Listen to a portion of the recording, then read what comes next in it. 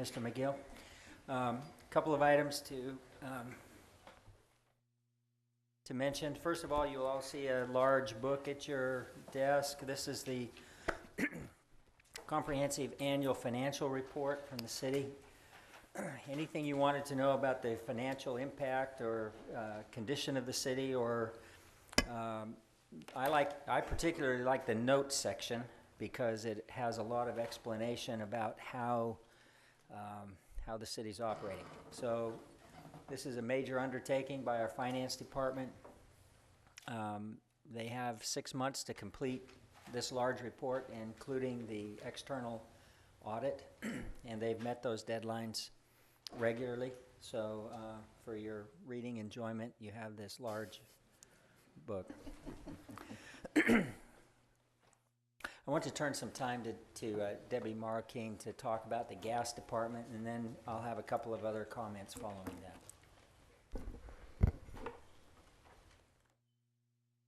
Hi, Debbie. Welcome. Hi, good morning. Good morning. Mayor Pro Tem Chad McGill and council members. My name is Debbie Marroquin, and I'm the Director of Gas Operations. Today, I'll be reviewing the city's performance reports pertaining to the gas department. Each department has CPRs and are broken down into exactly the same way, into 3 categories. The baseline information, showing 4-year trends, an operational profile, showing key factors about the department, and the main table showing mission and mission elements, goals, measured, and actual results. The City of Corpus Christi Gas Department system has been rated by TML as excellent, and that's shown also on our baseline information. In 09-10, we were rated 94. The following year, 96, followed by 97 and 95. We are audited by TML on a yearly basis, and they judge us in 6 categories.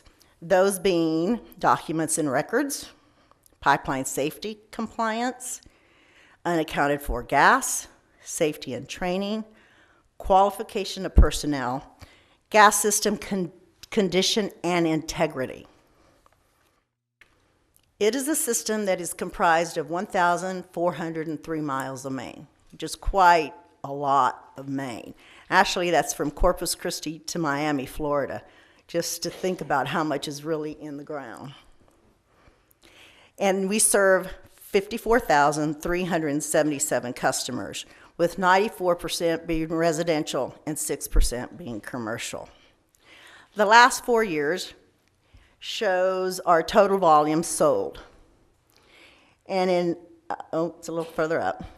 In 09-10, total sold volume was 3.657. The following year, 3.3. The following year, 3.0. And in 12-13, it was 3.1. As you can tell, there is a variance. That variance is due to winter. If we have a cold winter, the volumes go up. Looking at the volumes this December, they're identical to what we saw in December 09. January 14 is identical to January 10. So I expect our volumes to come in this year at about 3.6.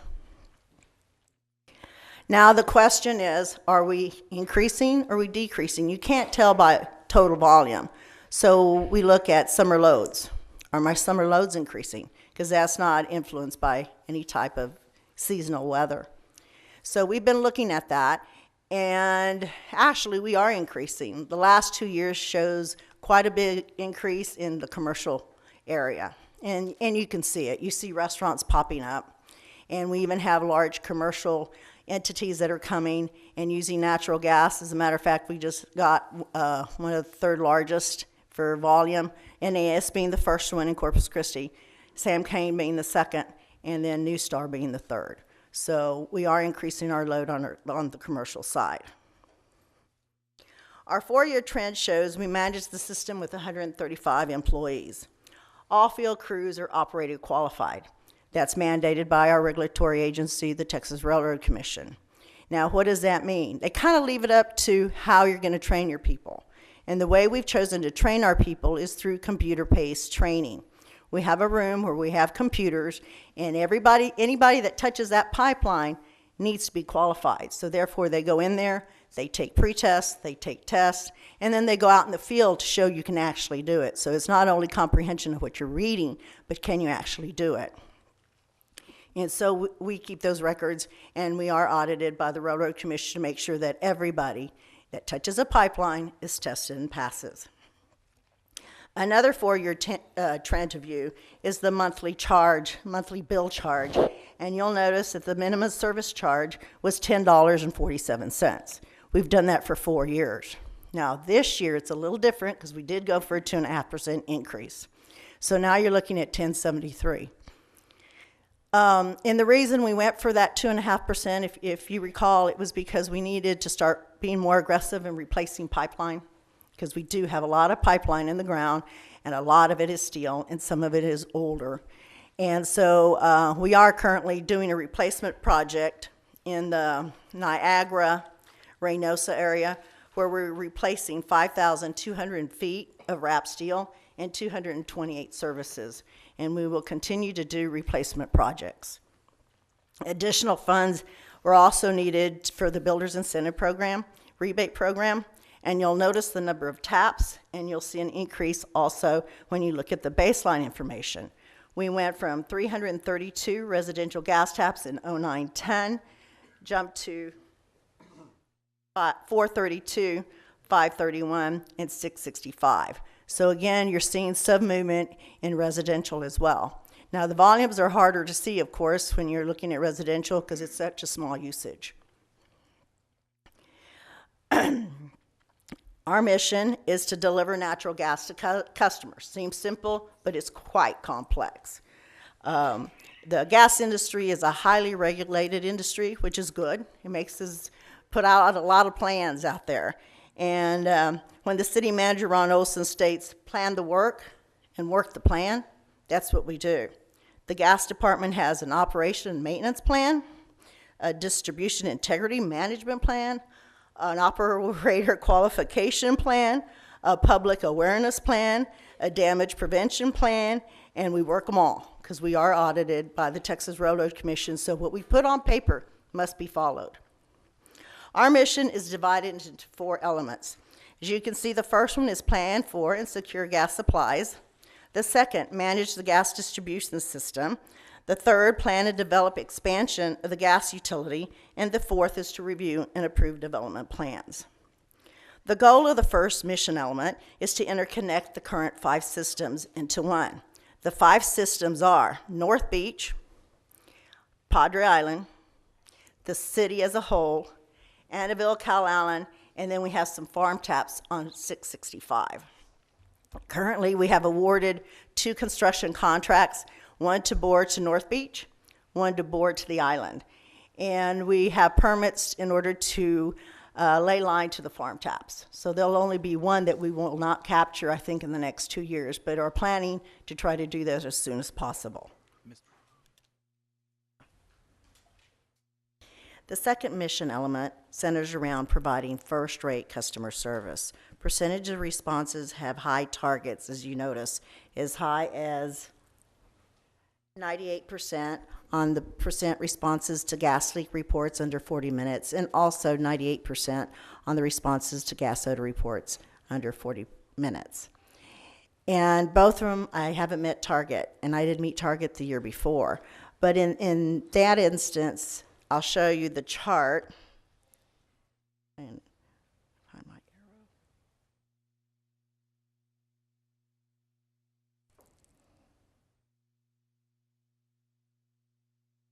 Have an anomaly right here, which occurred on November 1st, 2013, where you only see 80.77%. Then you go to the percent responses on odor reports, and you see the same anomaly. And it occurred same day, November 1st, 2013, and we had 82%. And so that causes me not to meet target. So you say, well, what happened on that day? Unfortunately, somebody had some odorant in their back of their vehicle, and they traveled all through Corpus Christi. And so we get gas calls, and the gas calls keep coming in and coming in and coming in. So that's why the response time there becomes way below target.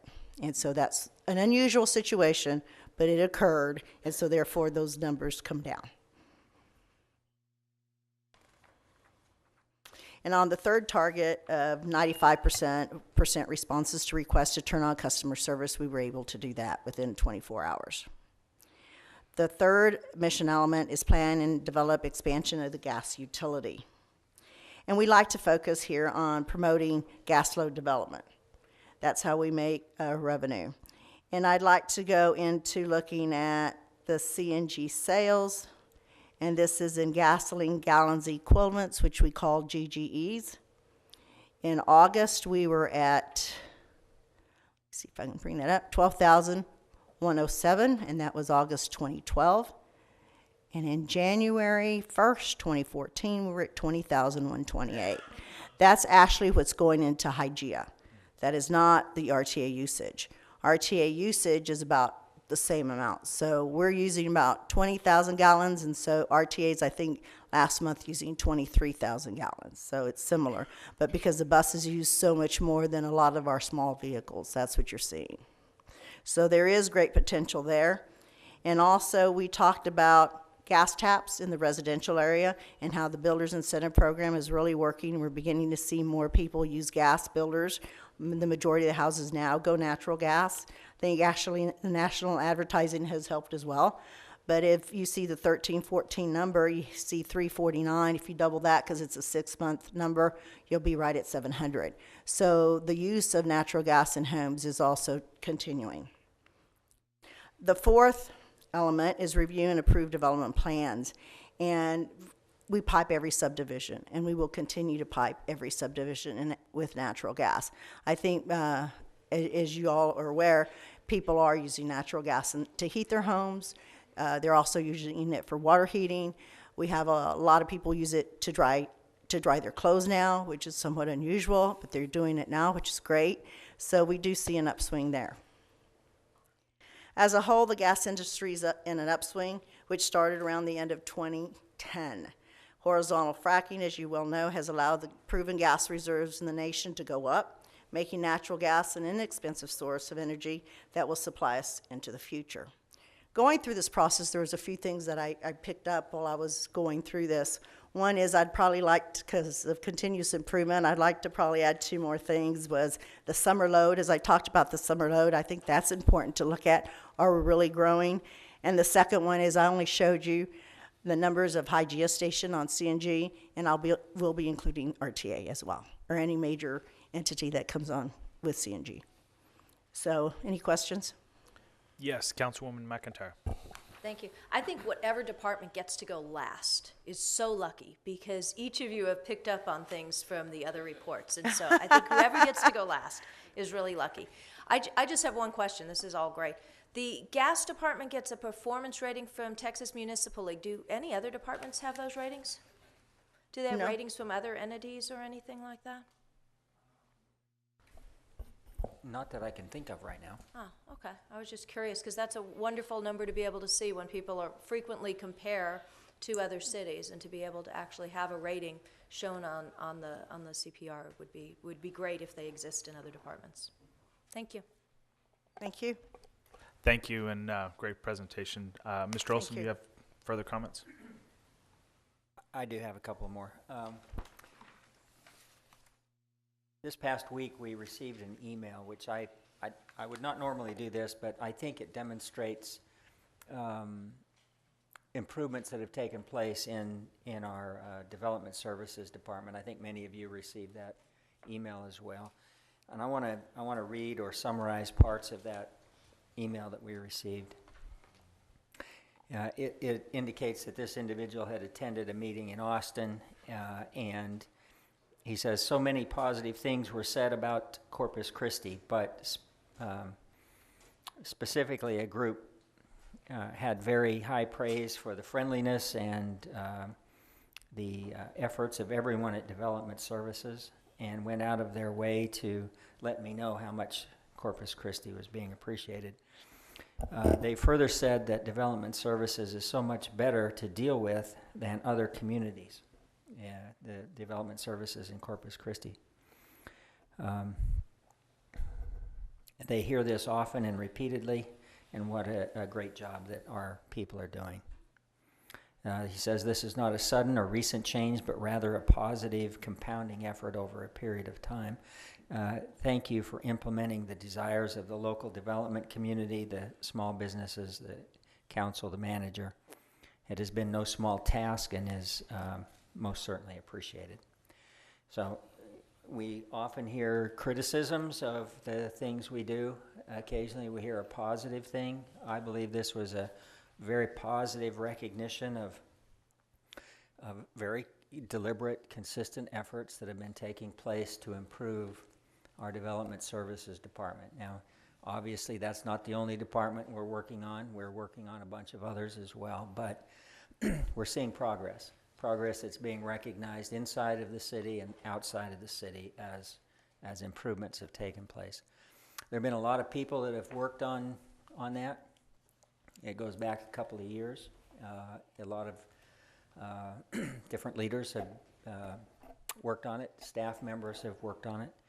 And nobody's worked on it harder than Mark Van Vleck, who's been serving as our interim assistant city manager. His real job is being the director of development services.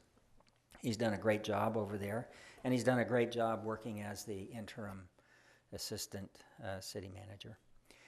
I say that in that way, not like it's a funeral service or anything, but he's going to be relieved of his responsibilities as the interim assistant city manager effective immediately and resume his duties, at least temporarily, in the development services department. And I would like to announce the appointment of Gus Gonzalez as our interim assistant city manager. Let me say a few things about Gus. He's been with the city since March of 2008. He has a bachelor's degree in civil engineering from Texas A&M University. He is, you saw him earlier standing up here with the crowd of engineers. He is a licensed engineer. He's done some coursework in obtaining his Master of Business Administration. He comes to us with about 20 years of experience. He previously held positions with the city of Castroville, GGE Consulting, the San Antonio Water Systems. He's an Army veteran who served in Afghanistan and in Bosnia. And I'm just extremely pleased to be able to announce that he's accepted this position. Speech. Now, be careful what you say, of course, but...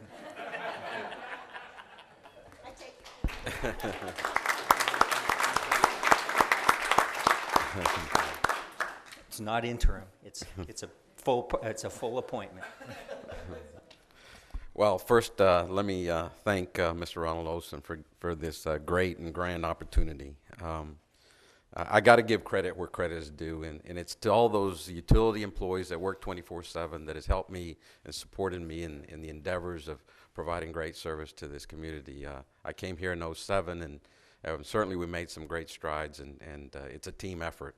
But again, I especially have to recognize Mark Van Vleck. Without him, I couldn't have done it. He came over the water utility, and then he stepped in as a team player over development services, and then he's been acting in the ACM. As you know, Mark, he can get pretty anxious and excited about it, and that's Mark, being decisive and certainly shaking things up, and he's done a great job.